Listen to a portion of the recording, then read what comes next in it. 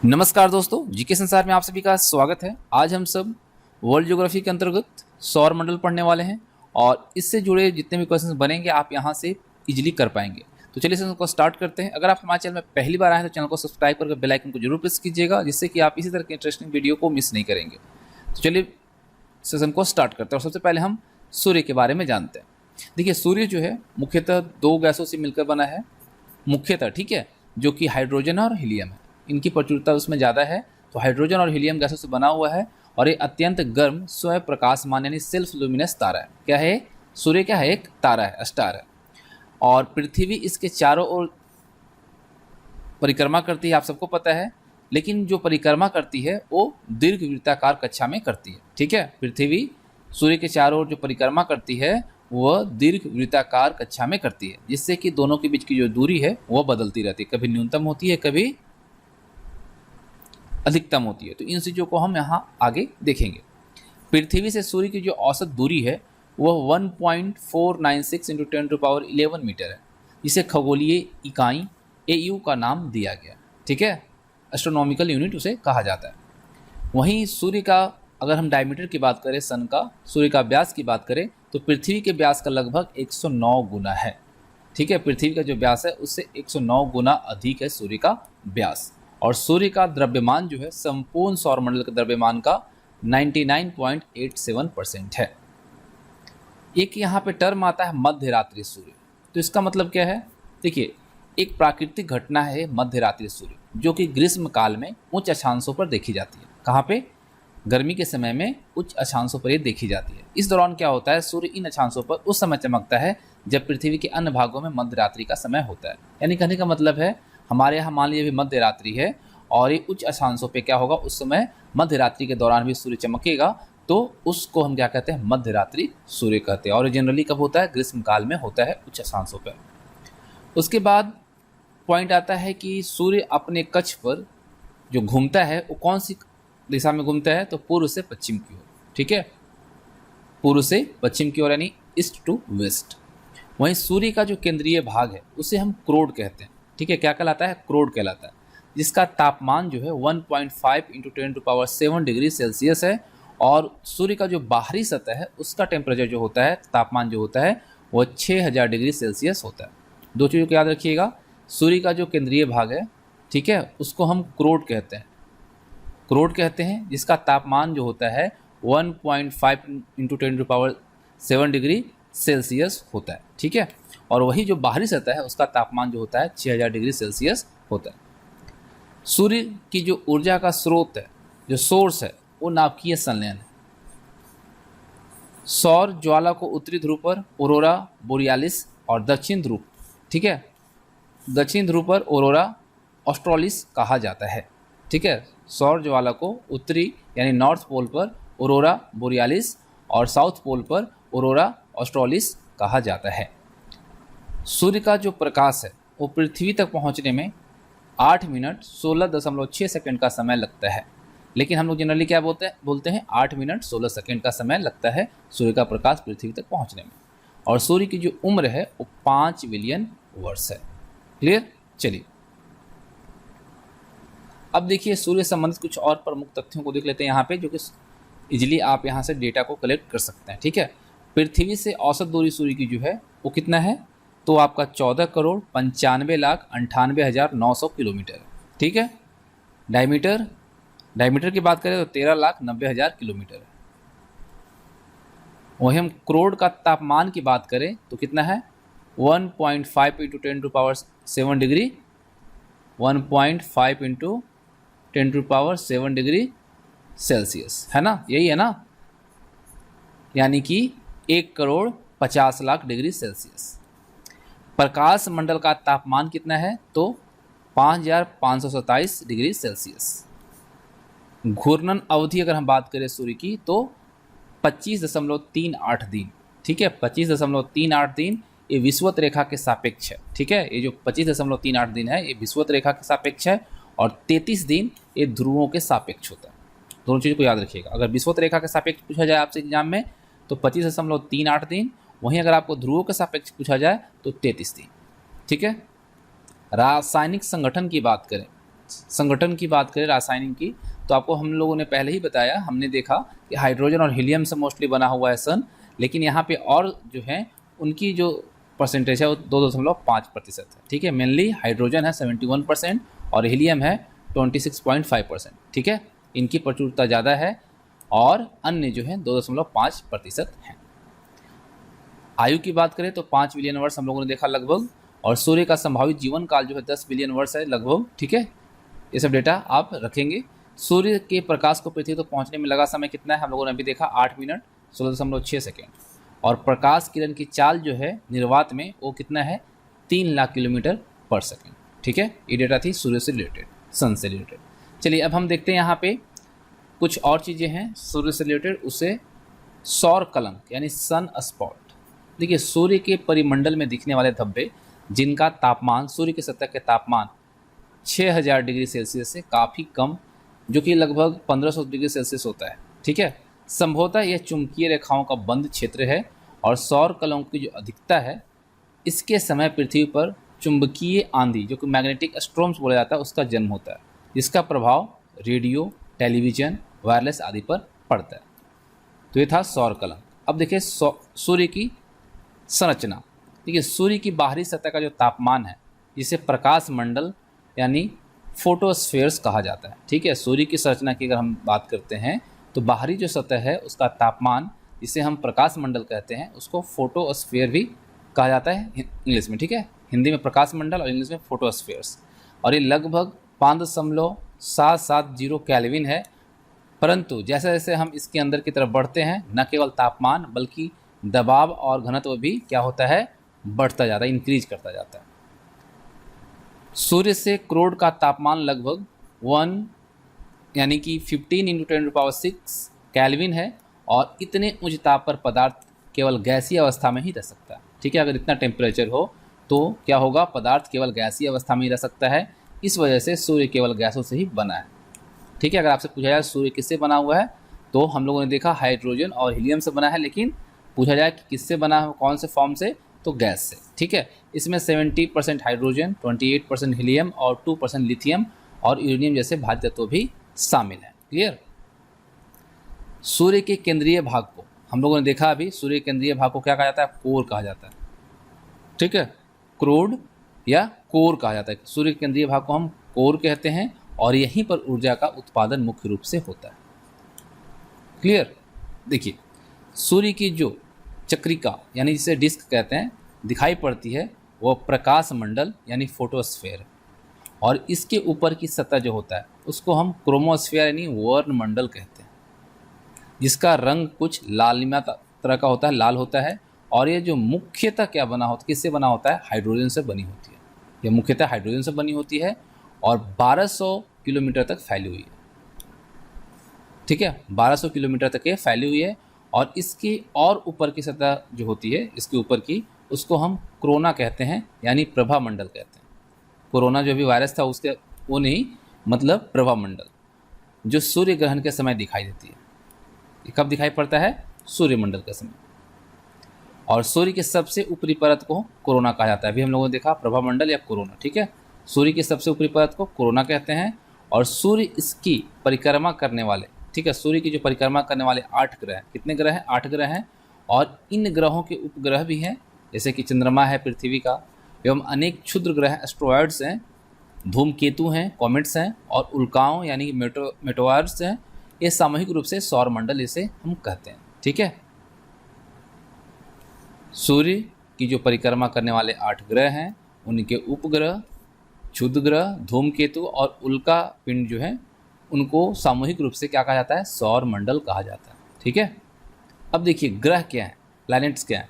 तो ग्रह जो है सूर्य के चारों ओर परिक्रमा करने वाले आकाशीय पिंडों को ग्रह कहते हैं। ठीक है, सूर्य के चारों ओर जो परिक्रमा करने वाले आकाशीय पिंड है उनको ग्रह कहा जाता है, और इनका अपना प्रकाश नहीं होता। याद रखिएगा, इनका कोई अपना प्रकाश नहीं होता, अपना लाइट नहीं होता है, बल्कि वे सूर्य के प्रकाश से ही प्रकाशित होते हैं।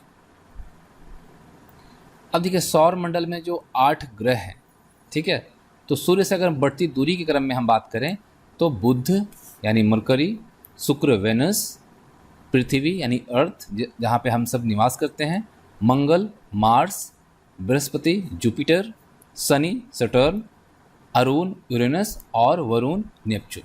ये सभी 8 ग्रह हैं जो कि सूर्य की परिक्रमा करते हैं। ठीक है, द्रव्यमान के अनुसार, ठीक है, द्रव्यमान के अनुसार ग्रहों को पार्थिव ग्रह और जोवियन ग्रह में बांटा जाता है, द्रव्यमान के अकॉर्डिंग। ठीक है, तो देखिए अगर हम यहाँ पे द्रव्यमान की बात कर रहे हैं तो पार्थिव ग्रह क्या है और जोवियन ग्रह क्या है। तो पार्थिव ग्रह छोटे और ठोस होते हैं। ठीक है, पार्थिव ग्रह जो हैं छोटे और ठोस होते हैं, जिसके अंतर्गत कौन कौन से आते हैं, बुध आता है, शुक्र आता है, पृथ्वी आता है, मंगल, इन्हें सम्मिलित किया गया है पार्थिव ग्रह के अंदर। वहीं अगर हम जोवियन ग्रह की बात करें तो बड़े एवं तरल अवस्था में हैं, जिसके अंतर्गत बृहस्पति आता है, शनि आता है, अरुण और वरुण, इनको सम्मिलित किया जाता है। ठीक है, तो यहाँ पे क्लियर हो गया होगा आपका पार्थिव ग्रह बुध, शुक्र, पृथ्वी और मंगल, जोवियन ग्रह इसके अंतर्गत बृहस्पति, शनि, अरुण और वरुण। ठीक है, अब देखिए हम बात करते हैं बुध के बारे में। ठीक है, बुध यानी मरकरी। बुध जो है सूर्य का सबसे निकटतम एवं सबसे छोटा ग्रह है। ठीक है, सबसे छोटा ग्रह कौन सा है, तो है आपका बुध, और सबसे नज़दीक सूर्य का कौन सा है, तो है बुध। यह सौर मंडल का तीव्रतम यानी फास्टेस्ट ग्रह है। बुध चंद्रमा के सदृश दिखाई देता है। बुध जो है चंद्रमा के सदृश दिखाई देता है। बुध ग्रह का घनत्व जो है 5.4 ग्राम प्रति घन सेंटीमीटर है, जो कि पृथ्वी के घनत्व के बराबर है। ठीक है, अगर आपसे पूछा जाए कि किसका घनत्व जो है वो पृथ्वी के बराबर है, तो है आपका बुध का। ठीक है, इस ग्रह का कोई उपग्रह नहीं। ठीक है, बुध का कोई भी उपग्रह नहीं है। शुक्र की बात करें तो शुक्र ग्रह का आकार लगभग पृथ्वी के समान है, लगभग पृथ्वी की जितना ही है, और ये पृथ्वी के निकटतम है, ये भी याद रखिएगा। इसे सौंदर्य का देवता भी कहा जाता है। कौन से ग्रह है जिसे हम सौंदर्य का देवता कहते हैं, तो शुक्र यानी वेनस। इसके वायुमंडल में 97% कार्बन डाइऑक्साइड पाई जाती है। ठीक है, याद रखिएगा, शुक्र जो है इसके वायुमंडल में 97% कार्बन डाइऑक्साइड पाया जाता है। यह सबसे चमकीला और सबसे गर्म ग्रह है। सबसे गर्म और सबसे चमकीला जो है वो कौन सा है, शुक्र है, वेनस है, और शुक्र ग्रह का कोई उपग्रह नहीं है, याद रखिएगा। शुक्र ग्रह को भोर का तारा, मॉर्निंग स्टार, और सांझ का तारा, इवनिंग स्टार भी कहते हैं, क्योंकि यह भोर में और शाम को दिखाई देता है। ठीक है, इसी वजह से इसे भोर का तारा और सांझ का तारा भी कहा जाता है। अब बात आती है अपनी निवास स्थल जो पृथ्वी है। ठीक है, तो पृथ्वी की बात करें तो पृथ्वी सूर्य का तीसरा निकटतम ग्रह है, यानी मरकरी, और उसके बाद वेनस, और उसके बाद अर्थ। तो यहाँ पे हम बात करें पृथ्वी का संपूर्ण क्षेत्रफल का, तो आप सबको पता है कि पृथ्वी का संपूर्ण क्षेत्रफल जो है वो कितना है, 51,66,100। ठीक है, 51,66,100 वर्ग किलोमीटर है, जिसमें इसका 70.92% यानी कि 71% भाग समुद्र से ढका हुआ है, और बाकी जो है 29% भाग उसमें संपूर्ण जनसंख्या निवास करती है, यानी कि हम लोग 29% में ही निवास करते हैं, बाकी क्या है, जल है। ठीक है, पृथ्वी का एक प्राकृतिक उपग्रह है, और उस उपग्रह का नाम क्या है, चंद्रमा, मून। पृथ्वी पर जल की अत्यधिक उपस्थिति के कारण यह अंतरिक्ष से नीला दिखाई देता है, इसलिए इसे नीला ग्रह भी कहा जाता है। पृथ्वी को कौन सा ग्रह कहा जाता है, नीला ग्रह। ठीक है, क्योंकि यहाँ पे पानी की अधिकता है, यानी जल की अत्यधिक उपस्थिति के कारण अंतरिक्ष से नीला दिखाई देता है, इस वजह से नीला ग्रह इसे कहा जाता है। भू स्थिर उपग्रह पृथ्वी के चारों ओर विषुवतीय तल में पृथ्वी की चक्रण की दिशा पश्चिम से पूर्व में 24 घंटे के आवर्त काल से चक्कर लगाता है। ठीक है, भू स्थिर उपग्रह पृथ्वी के चारों ओर विषुवतीय तल में पृथ्वी की चक्रण की दिशा जो है वो पश्चिम से पूर्व है, और ये 24 घंटे के आवर्त काल से चक्कर लगाता है। अब देखिए पृथ्वी से संबंधित कुछ प्रमुख तथ्यों पर हम गौर करें तो संपूर्ण धरातलीय क्षेत्र जो है, क्षेत्रफल जो है, यानी कि अर्थ का जो एरिया है, टोटल एरिया जो है वो कितना है, 51,66,100 वर्ग किलोमीटर। वहीं अगर हम भूमि क्षेत्रफल की बात करें तो कितना है, 14.89 करोड़ वर्ग किलोमीटर, जो कि 29% है। हम लोगों ने भी देखा कि संपूर्ण क्षेत्रफल जो है, धरातलीय क्षेत्रफल, इसमें कि 70% जो है, 71% जो है वो क्या है, जल है, बाकी जो लैंड जो है वो कितना है, 29%, ठीक है, जिसकी अगर हम वर्ग किलोमीटर में बात करें तो 14.89 वर्ग किलोमीटर है, ठीक है। जनसंख्या की बात करें तो ये जनसंख्या जो है 7.586 बिलियन। सूर्य से दूरी, पृथ्वी से संबंधित जब तथ्य की बात करें तो सूर्य से अगर इसकी दूरी देखी जाए तो कितना है, 14,95,98,900 किलोमीटर। वहीं सूर्य का जो प्रकाश है पृथ्वी तक पहुंचने में कितना समय लेता है, 8 मिनट और 16.6 सेकेंड। हम लोगों ने अभी थोड़ी देर पहले चर्चा की है सन में, सूर्य में, ठीक है। अब देखिए प्रकाश वर्ष, तो ये 9.4605 इंटू 10⁻15 मीटर, ठीक है, क्या है प्रकाश वर्ष, ठीक है। प्रकाश वर्ष क्या है, दूरी का मात्रक है। चंद्रमा का व्यास कितना है, तो 3476 किलोमीटर। पृथ्वी की चंद्रमा से औसत दूरी कितनी है, तो 3,84,403 किलोमीटर। और पृथ्वी की अक्षीय घूर्णन अवधि कितना है, तो 23 घंटा 56 मिनट और 4.09 सेकेंड। वहीं अगर आपसे पूछा जाए कि पृथ्वी की परिक्रमण अवधि कितनी है, तो 365 दिन 5 घंटा 48 मिनट और 45.5 सेकेंड। पृथ्वी के अक्ष का कक्षा तल पर झुकाव जो है वो कितना है, 23.5 डिग्री।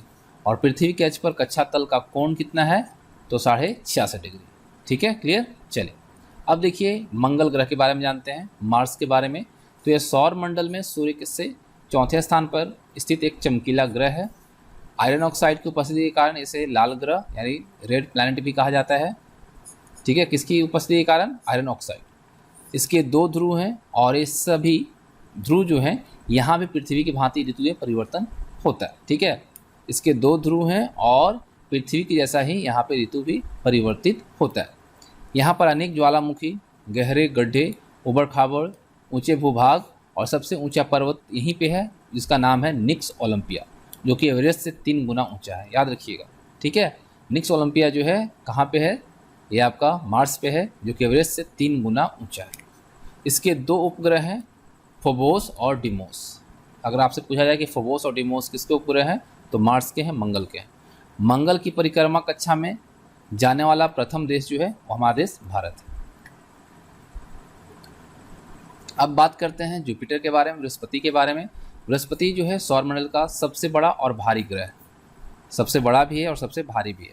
इसके वायुमंडल में मुख्यतः मीथेन, अमोनिया और हाइड्रोजन गैस पाई जाती है। मीथेन भी है, अमोनिया भी है और हाइड्रोजन भी है। बृहस्पति ग्रह के उपग्रह की बात करें तो 67 उपग्रह है, 67, ठीक है। और ये पृथ्वी से 11 गुना भारी है। बृहस्पति जो है, जुपिटर जो है, पृथ्वी से 11 गुना भारी है। और इस ग्रह पर एक विशाल गड्ढा है जिसमें से आग की लपटें निकलती रहती है, जिससे यह विशाल लाल धब्बे जैसी दिखाई देता है। इसका एक उपग्रह है गैनीमीड, सौरमंडल का सबसे बड़ा उपग्रह, ठीक है। इसका एक उपग्रह जो है गैनीमीड, ये जो है सौरमंडल का सबसे बड़ा उपग्रह है। बृहस्पति का जो अक्ष है 1 डिग्री झुका होने के कारण यहाँ मौसम सदा समान रहता है, यानी कि कोई चेंज नहीं होता है, एक जैसा रहता है। अब बात करते हैं सटर्न, शनि के बारे में। तो शनि यानी सटर्न जो है बृहस्पति के बाद सौरमंडल का दूसरा सबसे बड़ा ग्रह है। इस ग्रह के 46 उपग्रह हैं। टाइटन नामक उपग्रह सबसे बड़ा है और इसमें नाइट्रोजन युक्त वायुमंडल पाया जाता है। शनि ग्रह के चारों ओर सुंदर वलय यानी रिंग पाए जाते हैं और इन वलयों की जो संख्या है वो 10 है। वेरी वेरी इंपॉर्टेंट है, ठीक है। इस ग्रह का घनत्व की अगर हम बात करें, यानी शनि का घनत्व की बात करें तो 0.68 ग्राम प्रति घन सेंटीमीटर है और इस वजह से यह सबसे कम घनत्व वाला ग्रह है। अगर आपसे पूछा जाए कि सबसे कम घनत्व वाला ग्रह कौन सा है, तो शनि है, सटर्न है। अब बात करते हैं अरुण के बारे में, यानी यूरेनस के बारे में।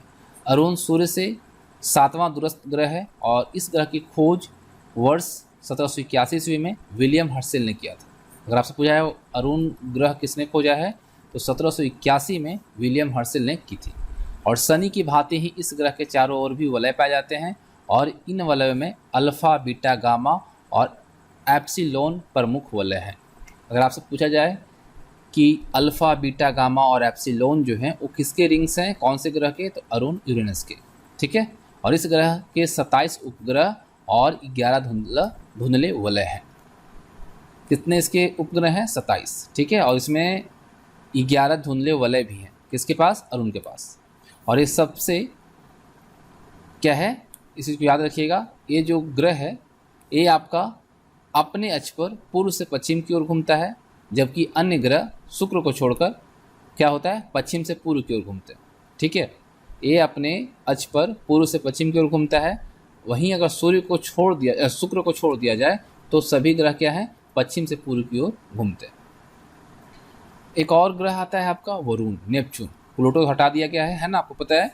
तो 8 ही ग्रह, तो यहाँ पे अगर सूर्य से 8वां दूरस्थ ग्रह की बात किया जाए तो वरुण है। इसकी खोज 1846 में जॉन गैले के द्वारा किया गया था।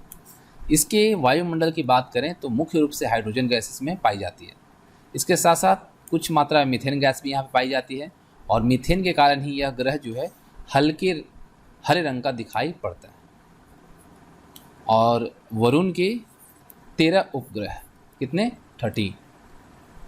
अब देखिए सौर मंडल से संबंधित कुछ तथ्यों को अगर हम देखें तो सबसे भारी ग्रह कौन सा है? बृहस्पति।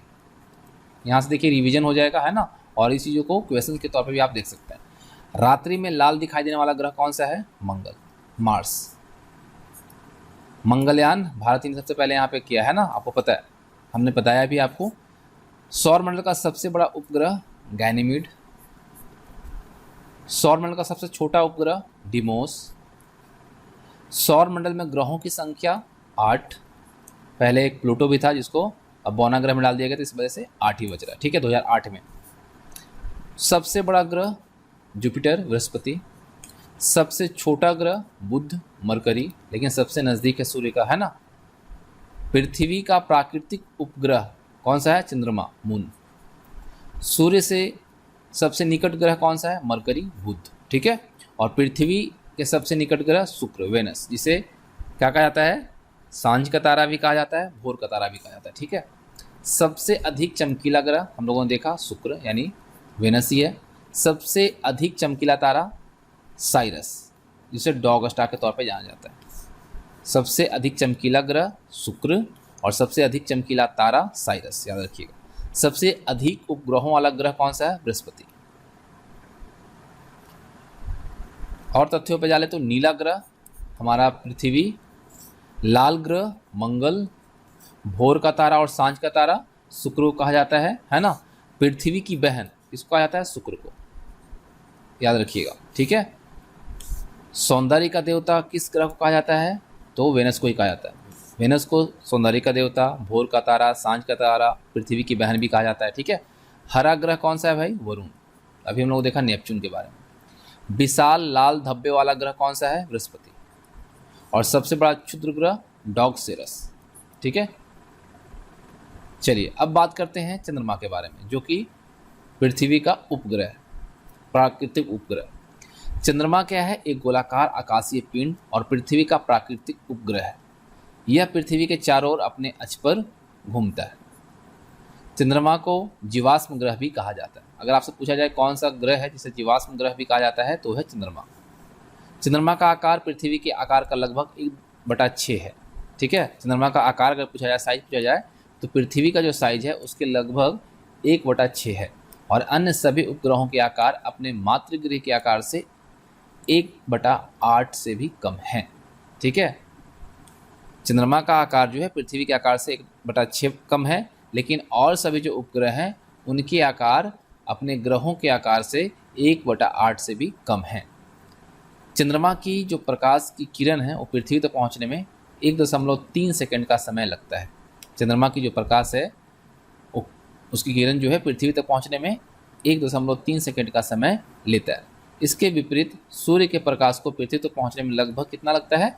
8 minute 16.6 second. तो हम लोग राउंड में क्या कहते हैं? 8 मिनट 16 सेकंड। चंद्रमा को पृथ्वी का एक चक्कर लगाने में, ठीक है, चंद्रमा जो है पृथ्वी का एक चक्कर लगाने में 27 दिन 7 घंटा 43 मिनट और 11.47 सेकंड का समय लेता है। चंद्रमा को अपने अक्ष पर एक बार घूमने में भी ठीक इतना ही समय लगता है। चंद्रमा को पृथ्वी पर एक चक्कर लगाने में जो समय लगता है यानी 27 दिन 7 घंटा 43 मिनट और 11 सेकंड, ठीक उतना ही चंद्रमा को अपने अक्ष पर एक बार घूमने में भी लगता है। यही कारण है कि हम सदैव चंद्रमा की एक ही सतह देख पाते हैं। ठीक है, हम लोग चंद्रमा की एक ही सतह को देख पाते हैं। और रिसर्च से पता चला है चंद्रमा की जो आयु है लगभग उतनी ही है जितनी पृथ्वी की, और चंद्रमा का निर्माण भी लगभग 4.6 अरब वर्ष पूर्व हुआ था। जितना अर्थ का लाइफ है उतना ही चंद्रमा का भी है। ठीक है, चंद्रमा जो है दीर्घवृत्ताकार पथ में पृथ्वी की परिक्रमा करता है। चंद्रमा जो है दीर्घवृत्ताकार पथ में पृथ्वी की परिक्रमा करता है। जब चंद्रमा पृथ्वी के सबसे निकट होता है तो इस अवस्था को, ठीक है, क्या कहलाता है? पेरिजी कहलाता है। याद रखिएगा, जब पृथ्वी की परिक्रमा करता है चंद्रमा दीर्घवृत्ताकार पथ में, तो जब पृथ्वी के सबसे निकट होता है तो उस अवस्था को पेरिजी कहा जाता है। और चंद्रमा के पृथ्वी से सबसे दूर जो अवस्था होती है वो एपोजी कहलाता है।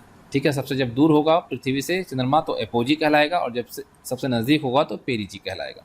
ठीक है, चलिए, चंद्रमा की अक्षीय और कक्षीय गति समान होने के कारण सदैव यानी हमेशा चंद्रमा के केवल एक ही पृष्ठ को देखा जा सकता है। ठीक है, याद रखिएगा, अगर आपसे पूछा जाए कि चंद्रमा का केवल एक ही पृष्ठ हम सब क्यों देख पाते हैं, तो चंद्रमा की जो अक्षीय और कक्षीय गति है वो एक समान है, इस वजह से ऐसा होता है। और चंद्रमा के अधिकतम जो हम पृथ्वी की सतह से देख सकते हैं वो है 59%। ठीक है, यानी कि 59% भाग हुई हम पृथ्वी से चंद्रमा को देख सकते हैं। ठीक है, चलिए और तथ्यों को देखते हैं हम। चंद्रमा से संबंधित जो है आंकड़े, महत्वपूर्ण आंकड़े हैं, इसे आप जरूर एक बार रिवीजन करेंगे। ठीक है, चंद्रमा की पृथ्वी से दूरी कितनी है? 3,84,403 किलोमीटर। ठीक है, डायमीटर कितना है? व्यास 3476 किलोमीटर। अब देखिए चंद्रमा का व्यास पृथ्वी के व्यास के अनुपात में कितना है, तो 1:3.7। ठीक है, चंद्रमा का व्यास पृथ्वी के व्यास के अनुपात में 1:3.7 है। और चंद्रमा का द्रव्यमान पृथ्वी के द्रव्यमान के अनुपात में एक मतलब 1:81। ठीक है, कितना है? 1:81। और वहीं अगर हम घनत्व की बात करें पानी के सापेक्ष तो 3.34 है, और वहीं घनत्व की बात करें पृथ्वी के सापेक्ष तो 0.6 है। चंद्रमा तथा पृथ्वी के गुरुत्वाकर्षण बलों की जो अनुपात है वो 0:166 है, यानी कि 0:166 है। चंद्रमा की सतह का अदृश्य भाग जो है कितना है? 41%। हम लोग कितना 59 देख पाते हैं, तो 41 जो है अदृश्य भाग, इसे हम नहीं देख पाते हैं। चंद्रमा की पृथ्वी से अधिकतम दूरी अपभू दूरी कहलाती है। ठीक है, एपोजी कहलाती है, जिसकी अगर हम बात करें तो 4,06,696 किलोमीटर है। वहीं चंद्रमा की पृथ्वी से न्यूनतम दूरी जो होती है उपभू दूरी कहलाती है, जो कि 3,56,399 किलोमीटर है। चंद्रमा की पृथ्वी के चारों ओर घूमने की अवधि, जिसे हम परिभ्रमण काल कहते हैं, याद रखिएगा, चंद्रमा की पृथ्वी के चारों ओर घूमने की जो अवधि है उसको हम परिभ्रमण काल कहते हैं। और ये लगता है कितना? 27 दिन 7 घंटे 43 मिनट 11.47 सेकेंड। ठीक है, वहीं चंद्रमा का घूर्णन अवधि काल अगर हम बात करें तो वो भी इतना ही है, सेम है, दोनों सेम है। ठीक है, इतना ही समय लगता है। पृथ्वी की चक्कर भी उतना ही में लगाता है और अपने अक्ष पे भी उतना ही में घूमता है। चंद्रमा पर वायुमंडल जो है लुप्त है, अब्सेंट है। चंद्रमा के उच्चतम पर्वत की ऊंचाई, तो देखिए चंद्रमा के उच्चतम पर्वत की ऊंचाई जो है वो 35,000 फीट है, और इसका क्या नाम है? लिबनिट्ज पर्वत। ठीक है, चंद्रमा का सबसे उच्चतम पर्वत की जो ऊंचाई है वो 35,000 फीट है, और वो है लिबनिट्ज पर्वत, जो कि चंद्रमा के दक्षिण ध्रुव पर स्थित है। कौन सा? लिबनिट्ज। और चंद्रमा के प्रकाश को पृथ्वी तक पहुंचने में कितना समय लगता है? हम लोगों ने अभी देखा 1.3 सेकेंड। चंद्रमा की अपनी धुरी पर घूमने की गति कितनी है? तो 3680 किलोमीटर प्रति घंटा।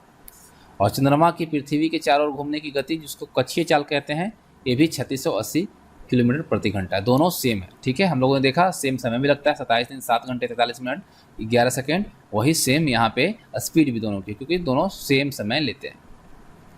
चंद्रमा की परिधि, चंद्रमा की परिधि कितनी है? 10,927 किलोमीटर। पलायन वेग की बात करें 2.4 किलोमीटर। और देखिए चंद्रमा का तापमान अगर दोपहर के समय की बात करें तो 127 डिग्री सेंटीग्रेड होता है, और रात्रि के समय तापमान जो होता है वो -180 डिग्री सेंटीग्रेड होता है। तो इसे जरूर याद रखिएगा, चंद्रमा का तापमान दोपहर के समय 127 डिग्री सेंटीग्रेड, और रात्रि में तापमान जो होता है वो -180 डिग्री सेंटीग्रेड होता है। तो ये थे सौरमंडल से जुड़े इंपॉर्टेंट फैक्ट्स और इससे रिलेटेड जो क्वेश्चन भी आता है डेटा के अकॉर्डिंग, तो यहाँ से आपको क्लियर हो जाएंगे। तो उम्मीद करता हूँ आप सबको वीडियो पसंद आए हों, तो वीडियो को लाइक और अपने दोस्तों के साथ शेयर जरूर कीजिएगा। मिलेंगे आप सबके साथ नेक्स्ट वीडियो में, तब तक के लिए थैंक्स फॉर वॉचिंग।